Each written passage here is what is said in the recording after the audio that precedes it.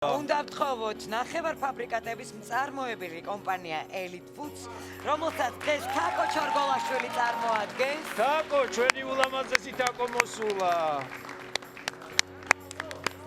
შვიდობისა, პირველ რიგში ყველას მოგესალმებით, ჩვენს ფინალისტებს წარმატება მინდა ვუსურვოთ დღევანდელი საღამოს განმავლობაში. მე წარმოვადგენ კომპანია Elite Foods, რომელიც გვთავაზობს ქართული და ევროპული სამზარეულოს ტრადიციულ კერძებს ნახევარფაბრიკატების სახით.